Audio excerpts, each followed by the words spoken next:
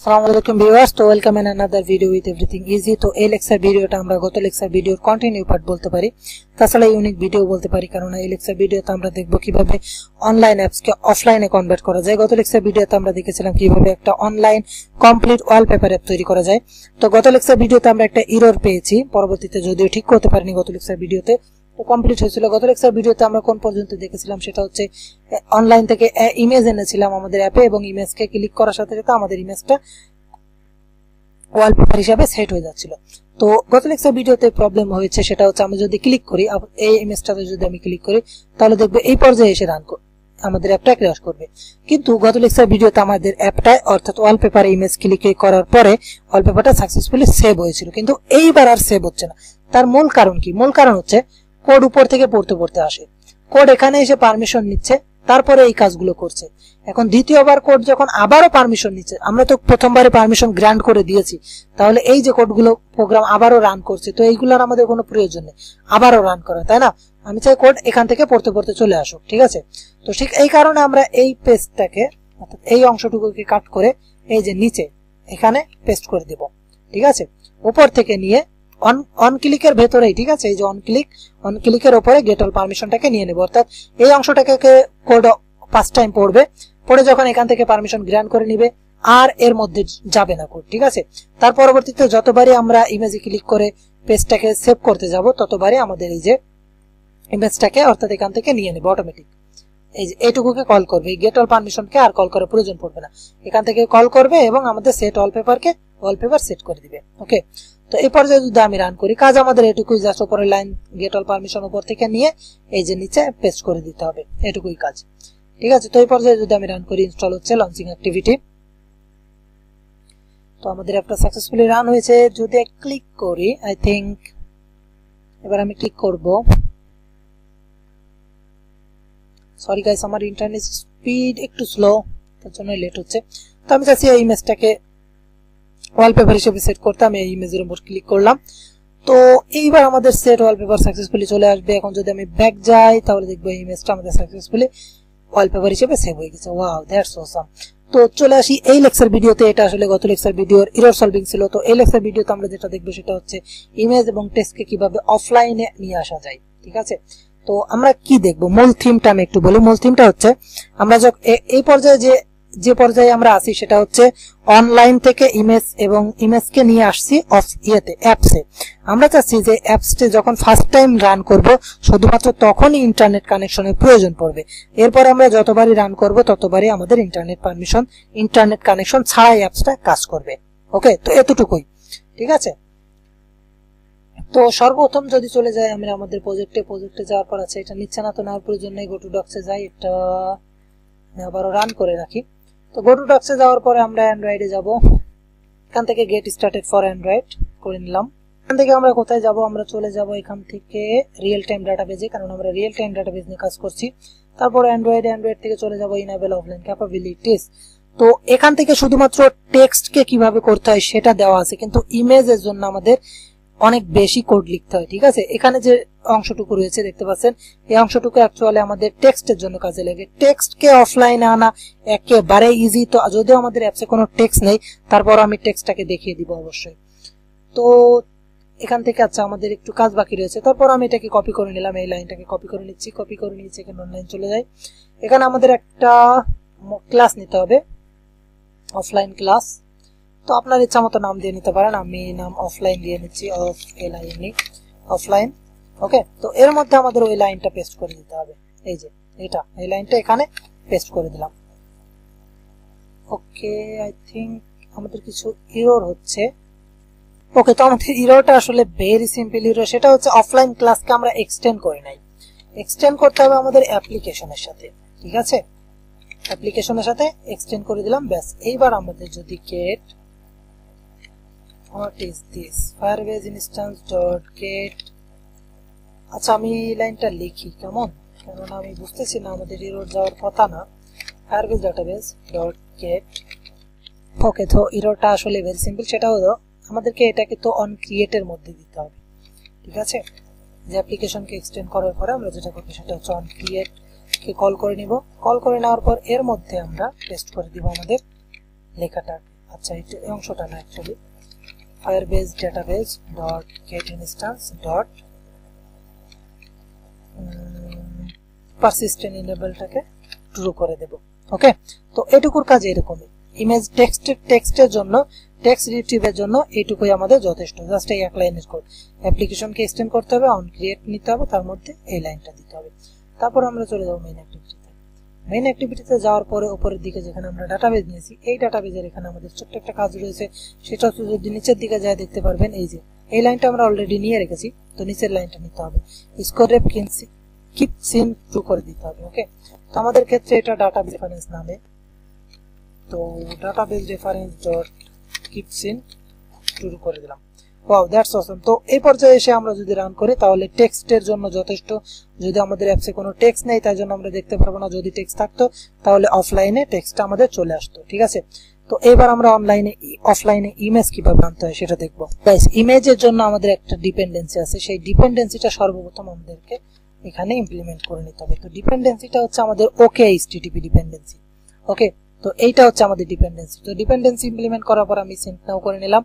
তো এই ডিপেন্ডেন্সিটা ইমপ্লিমেন্ট হতে একটু সময় নেবে, সময় নিতে থাক, আমাদের কোনো প্রবলেম নাই। তো অফলাইনে চলে যাবো। এবার অফলাইনে যাওয়ার পর বেশ কয়েকটা লাইন কোড লিখতে হবে আমাদের। সেটা হচ্ছে পিকাসোর সাহায্য নিয়ে আমরা সম্পূর্ণ কাজটা করব। তো পিকাসো নিয়ে আমরা কাজটা যেহেতু করবো সেহেতু আমরা পিকাসোকে সর্বপ্রথম বিল্ড করে নিব। পিকাসো ডট বিল্ডার, আমি নাম দিয়ে নিচ্ছি builder equal new Picasso dot builder. এর মধ্যে আমি দিসটাকে পাস করে দিলাম। ঠিক আছে, তো বিল্ডার ডট ডাউনলোডার, ঠিক আছে, ডাউনলোডার করে নিতে হবে। এবার নিউ ওকে এইচটিটিপি ডাউনলোডার, তার মধ্যে আমাদেরকে পাস করতে হবে দিস, সর্বপ্রথম পাস করতে হবে দিস, তারপর আমাদের ম্যাক্স ভ্যালুটাকে।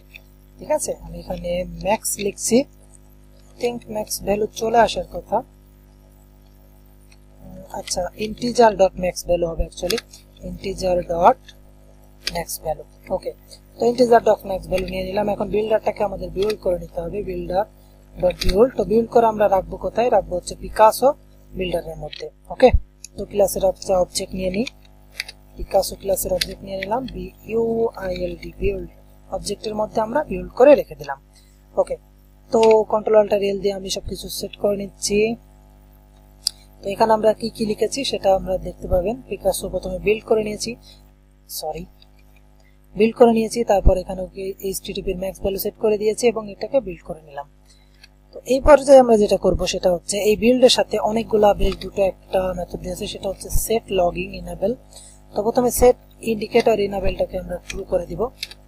তারপরে যেটা করব সেটা হচ্ছে সেট লগিংটাকে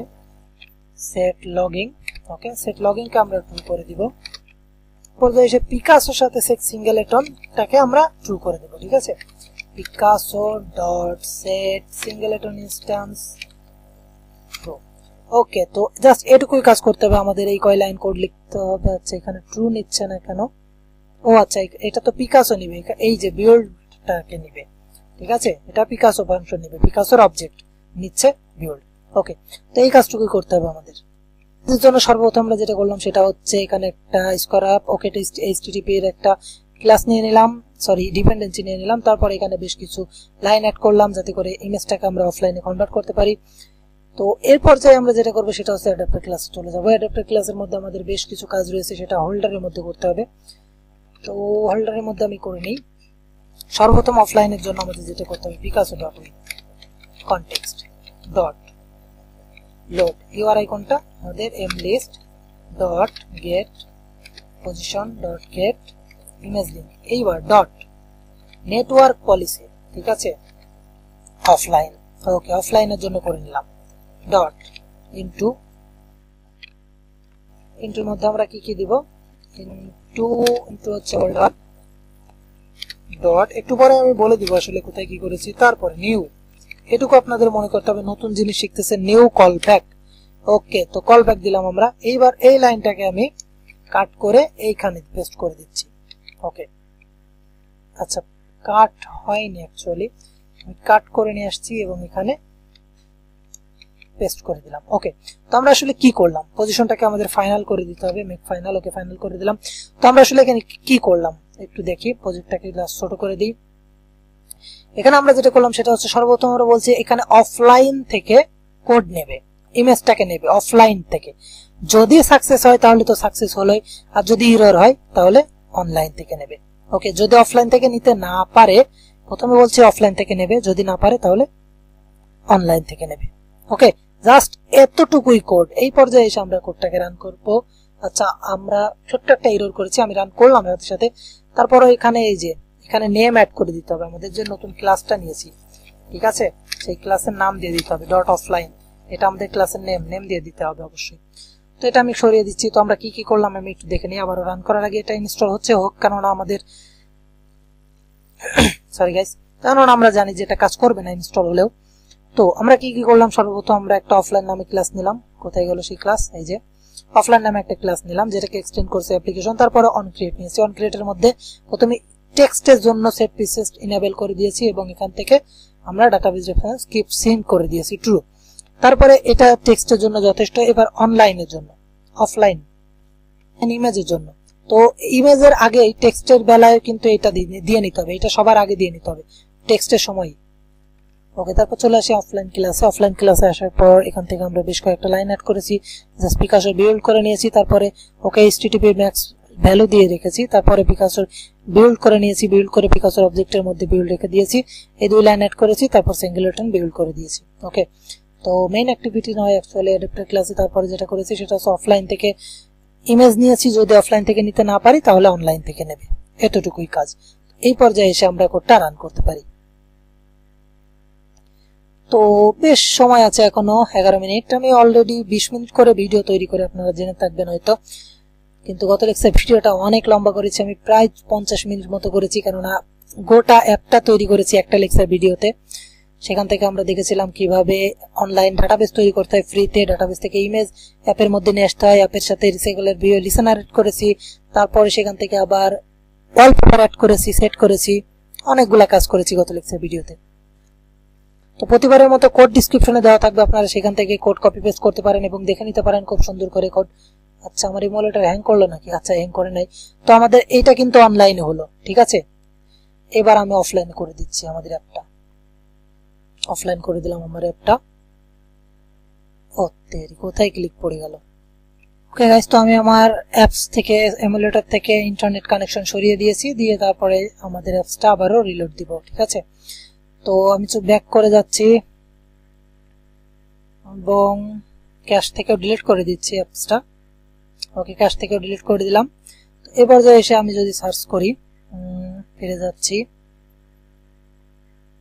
অ্যাপসটা ওপেন করবো। এবার নিচের দিকে আছে হয়তো নাম হচ্ছে সেকেন্ড, তাই না? সরি গাইস, নিচের দিকে থাকবে এস এস, এই যে সেকেন্ড, মেবি এটা সেকেন্ড অনলাইন, না এটা নয়, এটা মেবি সেকেন্ড অনলাইন এটা। ওকে, তো এটাতে আমি ক্লিক করছি। এটাতে ক্লিক করার সাথে সাথে দেখবো অফলাইনে রয়েছে, কিন্তু আমাদের অ্যাপসটা এখন এমুলেটর নিজে অফলাইনে রয়েছে। অফলাইনে থাকার কারণ সত্ত্বেও এই যে আমাদের অ্যাপসটা সঠিকভাবে কাজ করলো। তো আমি চাচ্ছি এই ইমেজটাকে ওয়ালপেপার হিসেবে সেট করতে। আমি ক্লিক করলাম ইমেজের উপরে, এই দেখেন সেট ওয়ালপেপার চলে এসেছে। তো এটা ছিল আর কি আজকে লেকচার ভিডিও।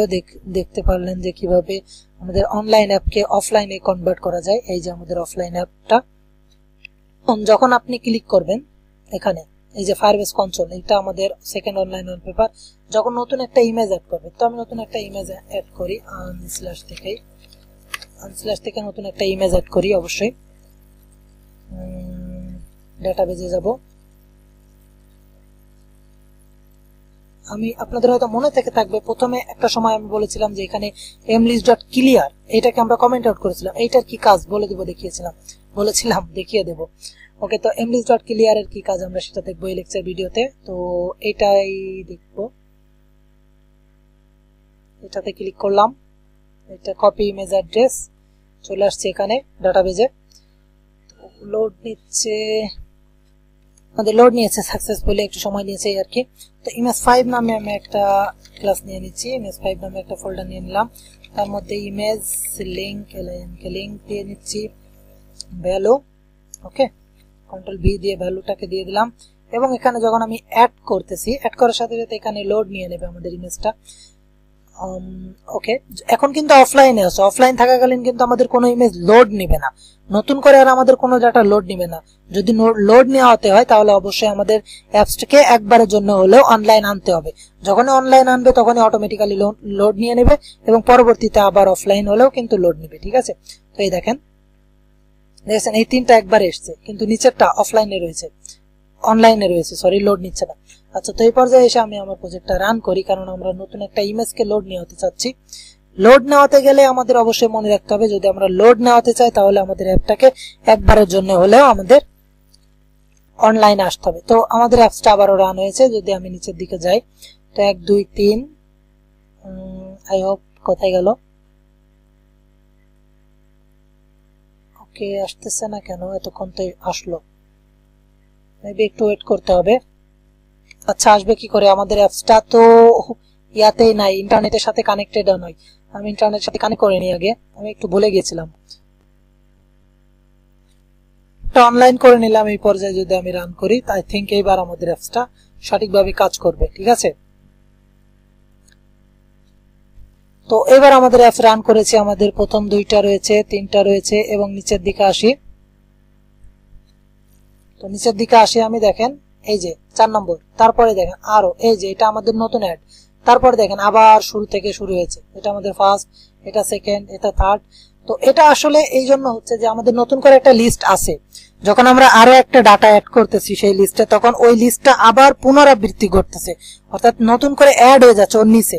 আমরা চাচ্ছি উপরের লিস্টটা ক্লিয়ার হয়ে যাবে এবং তার নিচেই ওই সম্পূর্ণ লিস্টটা নতুন ডাটা সহ অ্যাড হয়ে যাবে।